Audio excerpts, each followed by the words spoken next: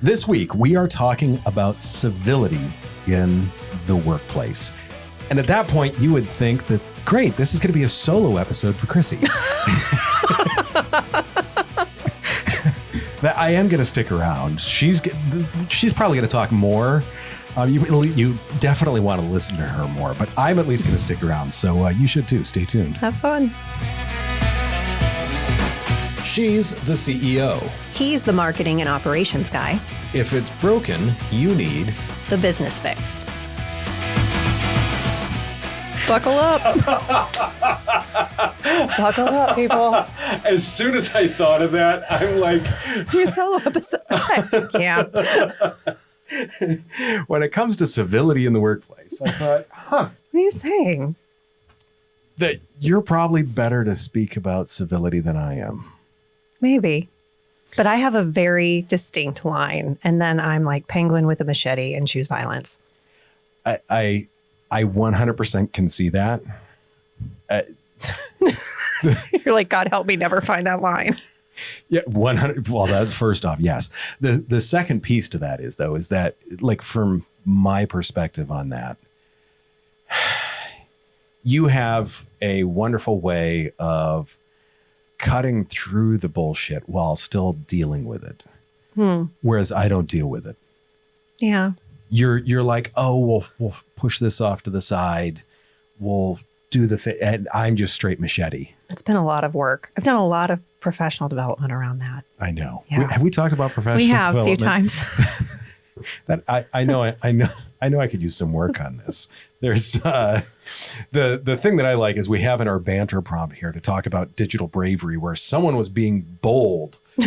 Right. Yeah. No, we're not doing that. What we are going to talk about is, even though there may be some issues with them right now, there was a SHRM, some research that came out from them that said over 43% of office tension is being fueled by political differences. You've never seen anything like that, have you, Chrissy? Never. No, Never. not at all. Also, that there is 63% more acts of incivility. Ooh. And I could see, in many ways, I can see this. And I can Back in the office. Yeah. back in the office, I can see it. Plus, I also feel like there's things that people would have brushed off years ago that now people are taking to heart. Oh, absolutely. I can see, let's say 7% of this is one, 7% is the other. I know that's 14%, Yeah. but sure. Offense is an office sport. Yeah, see, I'm usually the one offending people in the office. That is the only difference. So I mean, to me, this is obviously your jam. To an extent. Or my anxiety. Yeah. Maybe both. I know it's going to be a little bit of both. How do you move past just being polite? See, as soon as we said that, you knew, like, Josh is out of this. He's just going to ask a couple of questions and shut up. Like, how do you get past just politeness and build that culture where civility, like, it's a core performance standard? I know that you look at this thing. I don't know if it's necessarily something on a quarterly review, like civility. Is that a checkbox? I don't think that's the case, but how do you build that as something that's built into performance that actually, look, this is protection for the business. It absolutely is. If people are getting violent with each other, that's a tough day. Yeah. How do you build that in? So we start by saying first that civility isn't about being polite or avoiding conflict. It is. It's about protecting the business. So politeness is passive. Civility is intentional. Oh, yeah. Yeah. Oh, I love that. Yep. Civility isn't politeness, it's protection. And so, if leaders don't define how people are expected to disagree, stress is going to define it for them. Oh, that's a great point. Mm-hmm. If you just leave people to their own devices. Don't. Not in this case. You really can't. I wasn't even done saying that. You're like, don't. Sorry, you can finish your thought now. No, we're good. That was my thought. So you have to look at, I think I have like 5 points. You have to look at civility as an operating system. So first, I think of civility as part of the company's operating system. It's not a vibe. It's not a value poster. It's not crappy wall art. It's a collection of repeatable behaviors that produce respect, dignity, and trust, especially under pressure. Because often when civility starts to creep up, in part, you're dealing with people's identity, but you're also, when things are stressful, people tend to be a little less civil they don't have as long of a fuse. They don't have as big of a filter.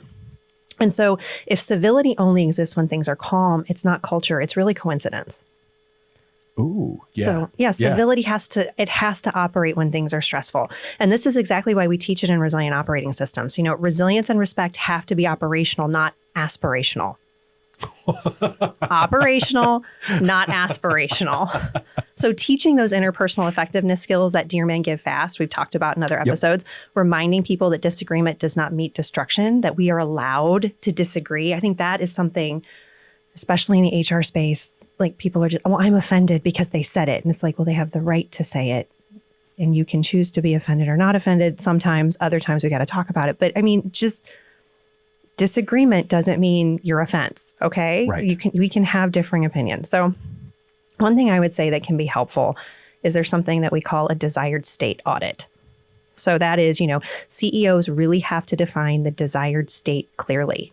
Not just what we value, but what we will not tolerate. So what is the desired state that we have as an organization? For example, I noticed the clear word in there. Very clear. Because to be clear is to be kind. We keep talking about these clarity. Things. Yes. I'm clarity, picking up on kind. a theme. Yes. So for example, in the desired state, so curiosity over ego, candor over contempt, disagreement without degradation. We like things that have alliteration, but these are the desired states that we want. So, if leaders don't name the boundaries, people are going to create their own. We talk about how employees want guardrails, and if we don't define them, they're usually messy. So it's really important. Next thing is when we're talking about operating system, if a bug's going to enter the system, it often comes through the leader. Yes. Yeah. So model what you mandate, model the standard. Culture doesn't break down at the bottom, it breaks down at the top. 100%. Yeah. So if a leader interrupts, if they snap, if they get curt under stress, if they disagree with you and drive you into the ground, that behavior becomes normalized immediately. Well, you did it, so that means that I can do it. So you have to set the standard as the business owner, as the manager, as the leader to model what you mandate. So remember that. And if you mess it up, it can spread fast. Like that bug can get into this. It can just, and you got to remember too, that people don't listen to your value statement. They watch for your response. It's funny because we've talked about that with trust. We've talked about that with so many examples. Mm-hmm. One screw up can take you down quite a few notches. Yes. Yeah. So, and there's another point in civility, and I think it's this line between ambivalence versus disagreement.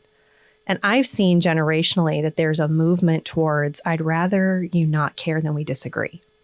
I've and that's concerning to me. And so it's something that we need to continue to work on. But no, as a leader, it starts with you. So model what you mandate. Yep. Another thing around civility is, creating psychological safety. So creating the space where it is safe to disagree, but it is not safe to disrespect. And so psychological safety doesn't mean comfort. It means safety to disagree about the work without attacking the person or without attacking their values. And I think that's where in civility, we get into this situation where instead of talking about the idea, we attack the person, and then they feel that their values are being attacked and they don't have the ability to communicate. So, teams should argue about ideas, not identities, because you can't argue identity. No. When you start pushing at someone and say, well, you're this, there's no defense for it. You've hit them in their identity, and then you're going to have, well, I don't understand why this person threw a stapler at me. I'm like, well, I do. So You've written that report? Yeah. So I would say, you don't need thicker skin. You need better guardrails around this. So that's what's really important, creating psychological safety. And I would say, I have a citation today too. You talked about SHRM. I want to talk about Google's Project Aristotle. So it was one of the most widely cited workplace studies on team effectiveness. And what they found was the most successful teams were those with high psychological safety. They weren't necessarily the people that had the biggest and brightest. It was all about an environment where people felt respected enough to take risks, offer ideas, and disagree without fear of personal reprisal, which in tech is a really big deal. Huge. Yeah. I mean, they're all about innovation. Yes. That's all they do. No, exactly. So psychological safety is a huge, strong predictor of team success. You want your team to be successful as they're innovating, as they're growing, as they're doing the things. build psychological safety. And so what Google's Project Aristotle found is that psychological safety, the ability to speak up with fear, was the top driver of high-performing teams. And that tracks perfectly with civility, because when people feel respected, they participate, innovate, and solve harder problems together. Agreed. Yes. I have more points. Are you ready? Oh, I have one more. I was about to say, we're like 10, 12 minutes in. Oh. You've got like another 40 minutes to Oh, fill. good. We can keep talking. Well, I'm excited. We'll get to operations in a second. But the last one is resilience over silence. And this isn't about avoiding those hard conversations. It's really about being able to have them without blowing holes in trust.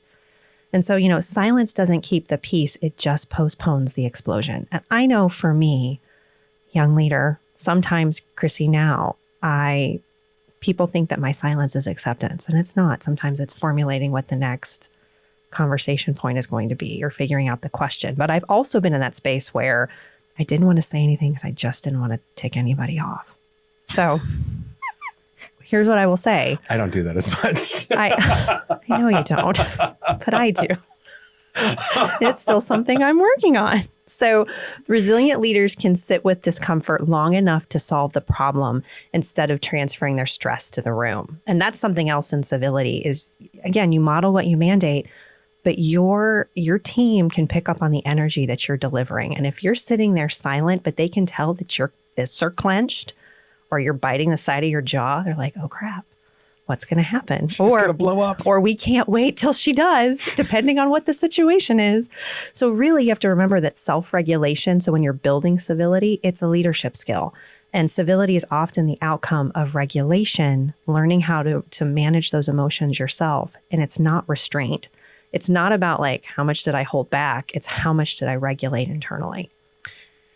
Yeah, real quick, give me the difference between that regulation and restraint, because to me, it's interesting. That's mushy between those two. Squishy, mushy. I'm going to say squishy it's a couple squishy. of times. But it's to me, it's that regulation. I almost see those as somewhat the same. And I guess I know you see them differently. Yeah. So regulation is, there are emotions, there are things that are happening internally inside of me. I am going to continue to move through that so that I can communicate. Restraint is, I'm just not going to say anything.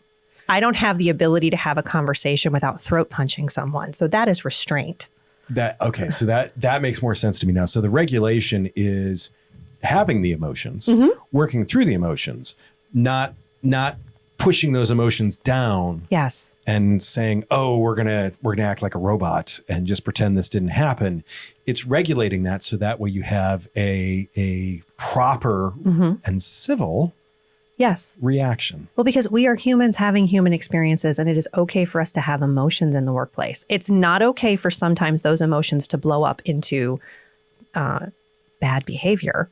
But at times it is absolute. In fact, I think it's impossible. I don't think you're a good leader if you cannot show at times frustration, disappointment, at the same time, joy, elation, excitement. You need to be a multifaceted person for your team, because be human because they will react the way that you react. So you need to be able to model calm and composure, not just how to grit your teeth and like dig your nails into a table because because someone's telling you something you don't like. Like, learn how to build those skills. And that's what emotional regulation is about. It is about learning how to effectively communicate. How do I stay mindful when my emotions are hijacked? That makes sense. Yeah. It's interesting. So like you're saying, during a Teams meeting, your team should not see you biting a wooden spoon. No, that is not acceptable. And if they do, then we may have some questions or conversation we need to. So with that, I'd like to shift. So Josh, I can set the vision, but vision doesn't run the day-to-day. It does not. All right. From an operations standpoint, how do we stop treating civility like a feeling and start treating it like a process that we can actually measure and manage? I love the emphasis you put on feeling. Feeling.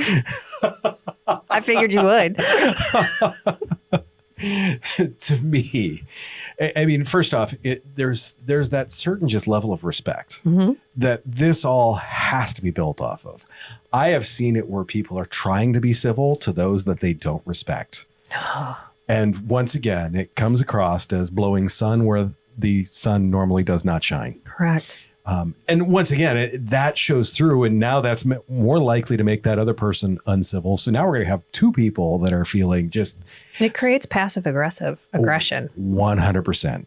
So to me, I mean, it is that minimal effort to be civil, and it's making sure that you're around people that you respect.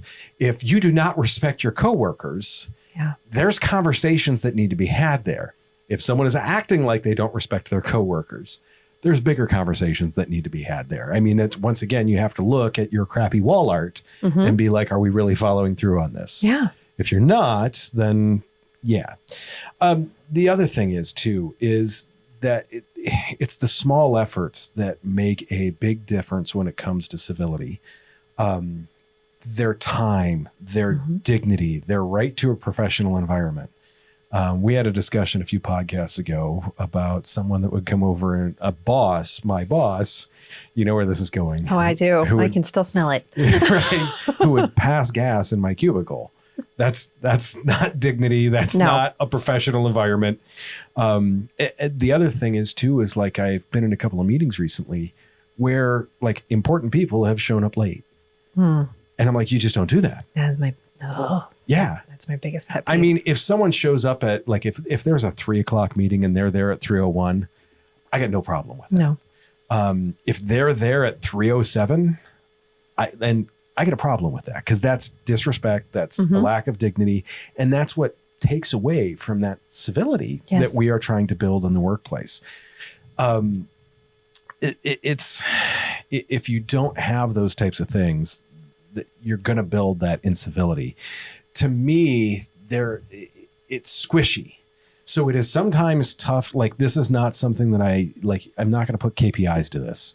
Okay. And you know, I'm the KPI guy. I know you are. So I'm excited to hear this. It feels like you said operations like 4 times. I am saying this is the squishy feeling stuff. It's like we're both getting, I feel like we should we switch chairs? Spots? I mean, to me, I'm not going to send out a survey on a monthly basis to say, do you feel like your coworkers have been civil towards you recently? You don't need to. You can tell. 100%. If you're walking the floor of your organization, if you are involved in meetings, you can tell if people are being... Pay attention. Yeah. Just pay attention. Yeah. Look at your people. Do they look relaxed and comfortable? I mean, not feet up on the desk, relaxed and comfortable, but do they look like they're not, like, if their shoulders are up by their ears, there's a problem. I mean, I've been in a number of workplaces where you can just see the tension because there's 1 or 2 employees that hold hostility towards others. And you're like, oh, and I mean, if someone, like, if they're sitting in their cubicle and you walk up to their cubicle and they kind of, when you get there, there's a problem. Yes. Or they're sitting in the meeting across from each other in the conference room and they're glaring at each other. And it's like, are you upset with that person? You don't want to ask. Or it's like, hey, they're working on a group project together, a presentation together, and they're like standing there like they're hostages. It's pretty easy to tell if people are not getting along. It very much is. Now, the problem is that I see that so many people don't do is they don't, and I'm going to use one of your favorite things here, they don't document this. No, I don't. They may observe it, but they don't make a note to revisit it. They don't make a note to relook at it. So they may observe it 15 or 20 times before they finally think, maybe there's a problem here. Yeah. Be intentional about it. Go out, look and see what is going on, and then document it and put it like, one of the things that I do with stuff like this is I put it on my calendar and say, hey, next Thursday, take the other office crews or just take the survey, go around, kind of take the temperature of the room. Yeah. How are people doing? But unless you tell yourself to do that and be aware of that, once again, until it is at a boiling point, you are not going to notice the issue. Exactly. You don't see it if you're in the day to day all the time and you don't make a point to pay attention. If you're not a naturally, emotionally intelligent person, you're not intuitive about it. You're not hardwired for team dynamics, and not every business owner is, and that is perfectly fine. Most aren't. That's why you schedule it. That's why you pay attention. Yes. That's why you hire a fractional HR consultant. They'll tell you. Yes, they will. They'll just walk into the room and be like, what did you do to these people? Yeah. It's happened. I 100% know this. And it's to me, it's that intentionality behind it, because if you don't have that, and I know every business owner likes to think that they're totally in tune with what's going on with their employees all the time. And they're not. No. And I mean, even me, I try and pay attention to this. not. I try and ask the questions of this. And I still know that this is something that I can get so much better at. Yeah. Especially as your organization grows, it becomes impossible for you to be that center all the time. And there's things I don't know about. So yeah. To take that temperature and to think about that. And this is the piece where everyone talks about working on your business instead of in your business. And especially as a leader, rather than doing the thing, whether you're a manager, whether you're a middle manager, whatever. These are the things that you have to work on the business instead of in the business. Get out of the spreadsheet for 10 minutes. Exactly. That's all it takes. Have quarterly conversations with your direct reports. Yep. The problem is it's tough to get out of the spreadsheets. Just make the time. Make the time. Another mistake that I see people do is they try and manage attitudes. Different attitudes are good. You're going to have different people that are going to be doing different things, that are going to have different mindsets, and those are awesome. You cannot manage someone's attitude. You cannot manage someone's emotions. Every guy on the planet knows how effective it is to get in an argument with their significant other and be like, just calm down.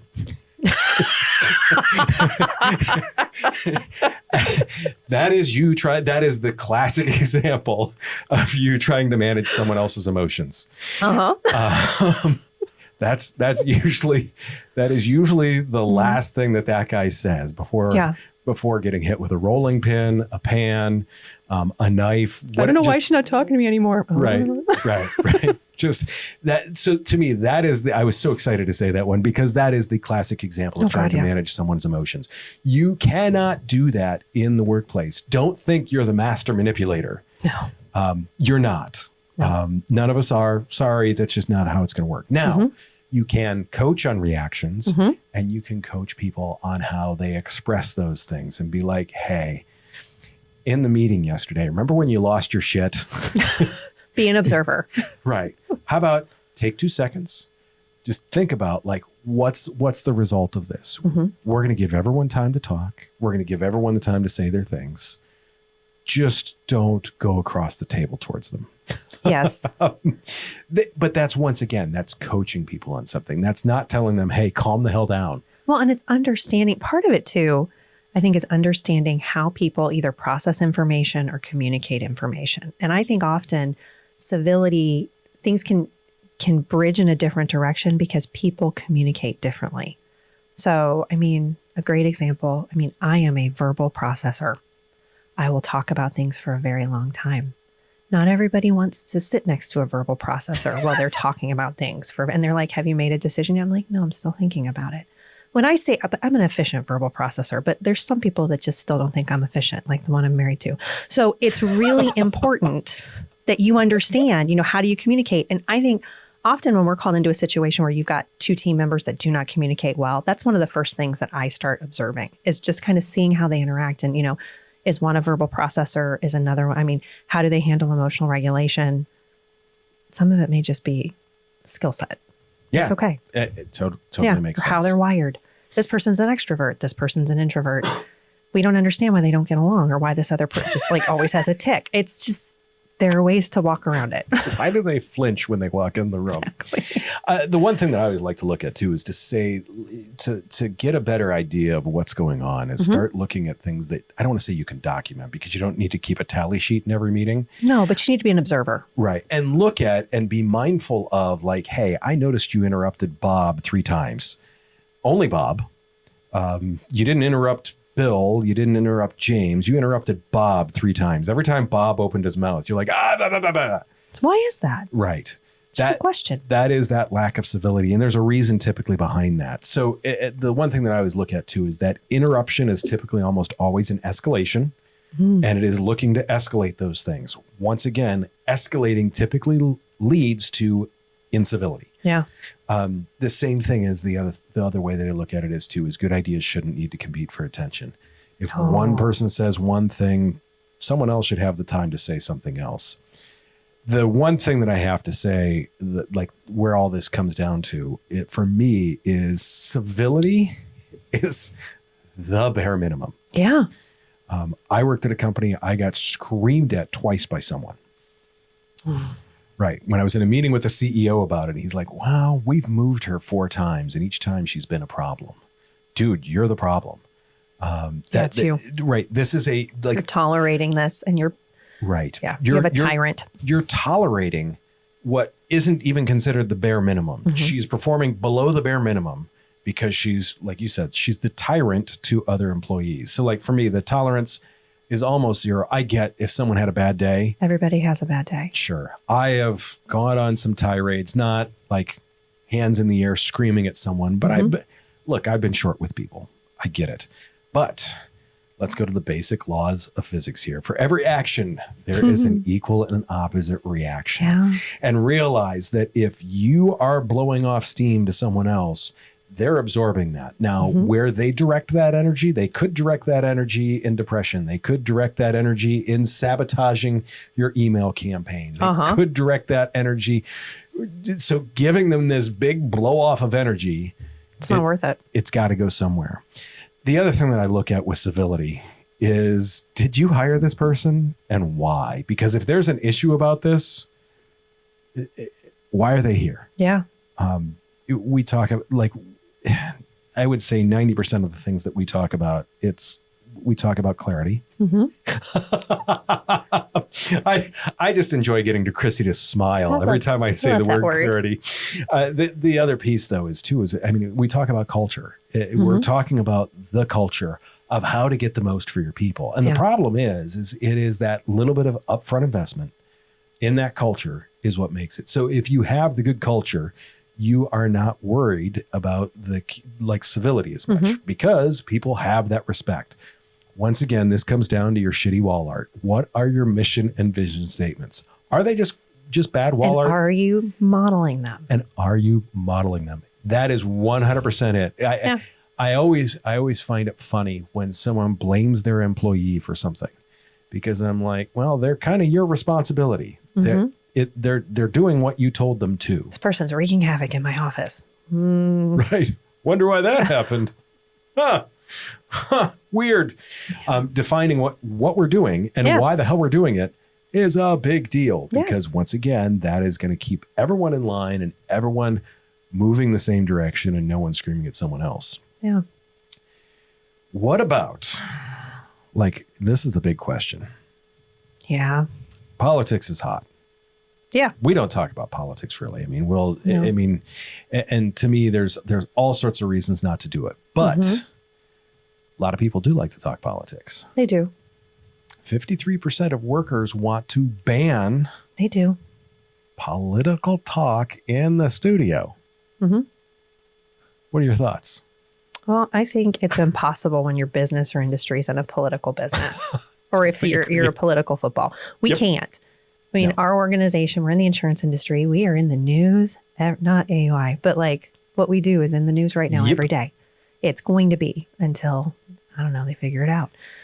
So, which at this rate, we're looking at 2045. I don't even know. I don't even want to think about it. But I will say,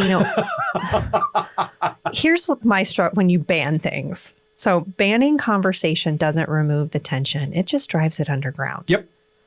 So, I mean, the issue isn't what people believe, it's how they behave. So when we started seeing things change in 2020 and 2021, we took our team and we continue to take them through tolerance training. So we can have conversations where we disagree. We can have uncomfortable conversations. We have to be able to have uncomfortable conversations. We're in HR and insurance. We tell people no a lot. We tell them they're wrong a lot. We have to disagree on things. So it's something that is extremely important. And I think that respectful disagreement is a skill. And if leaders don't teach it, people default to emotional shortcuts. Yep. That's it. I mean, it's funny you say the banning conversation doesn't remove tension. It doesn't. You know what popped into my head when you started talking about that? What? 5th grade. Oh boy. I went to Kmart and got Guns N' Roses' Appetite for Destruction. Okay. Probably not the best thing for a fifth grader to listen to. But they let you check out at Kmart. Correct.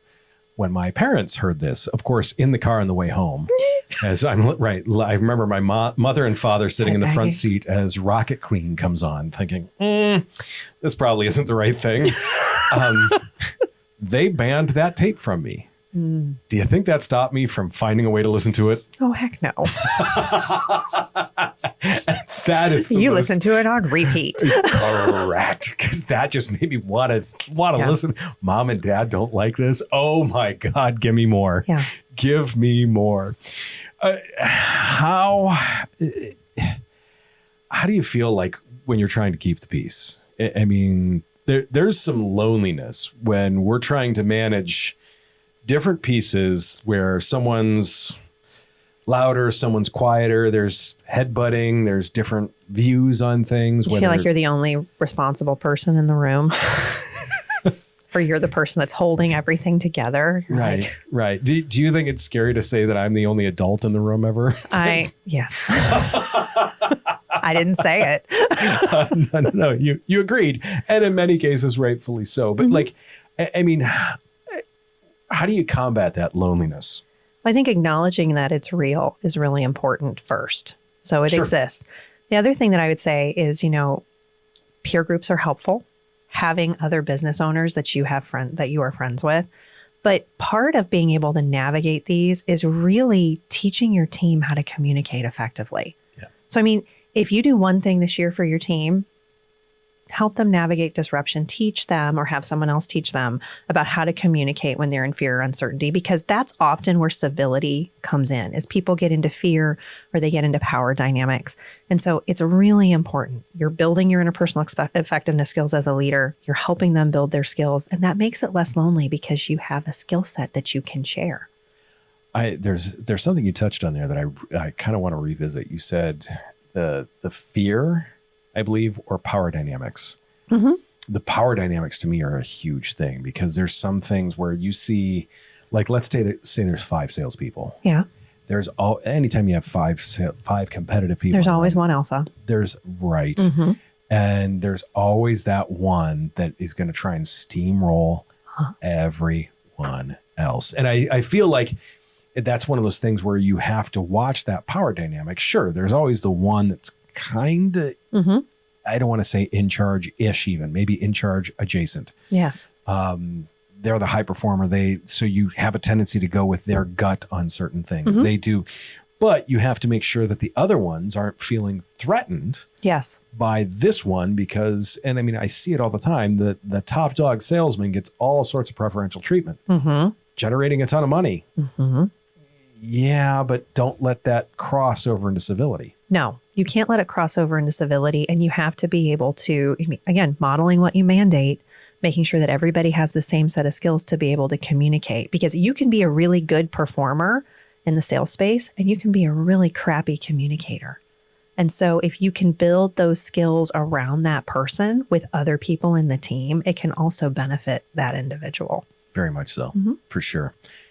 Some of the key takeaways for today. Yeah. One that I love is stop ignoring the minor stuff. The eye rolling, the dismissive tones. There is a reason why people sometimes turn their cameras off in Teams meetings.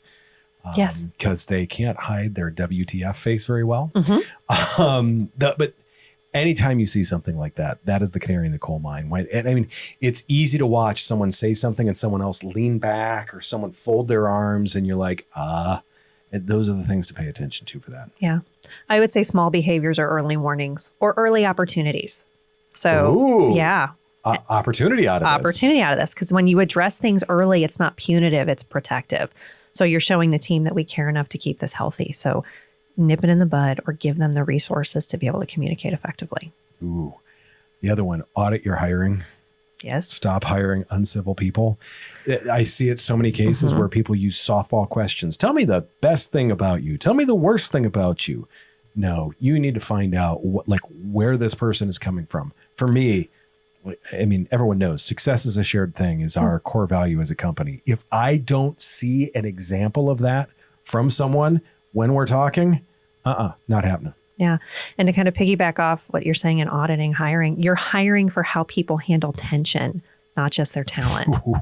So at the end of the day, those skills get you hired, but behavior determines whether or not someone belongs. So the real question isn't, can't they do the job? It's how do they show up when things get hard?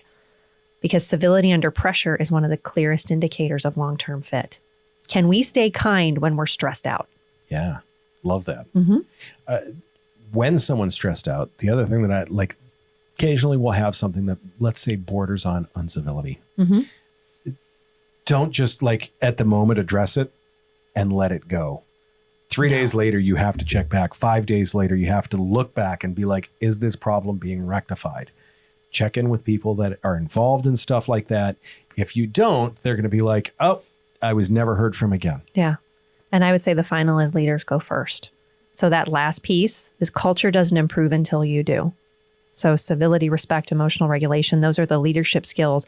They're not employee problems. If you want calm, you model calm. If you want respect, demonstrate it under pressure. Show them what it looks like. If you want people to communicate well, you need to practice, especially when it's the hardest. If you are a crappy communicator, you don't get to blame your team for being crappy communicators. It starts with you. And your team, it's never going to outgrow the example that you set, but they will absolutely mirror it. 100%. Yeah. If you can't act civil, you cannot expect that. Did we have recently an episode about expectations? We did. Look at that. Look at that. And by the way, one of our listeners, Bill, said he was sending that to a lot of his managers. So thank you for that, Bill. Yeah, I feel like this is why we're having the podcast, is to help people have these conversations and to get those things out there. And in fact, he doesn't even need to have the conversation. He just sends them an email with a link that they're going to click on. Yes. Probably with some regret, but hopefully they learn something from it. Yeah. As we start to wrap up here, you've got two employees. Let's say you walk out to the parking lot, you look at their cars, there's a Trump sticker on one, there's a Bernie sticker on the other one. They see this. And they share a cubicle? I was going to say, correct.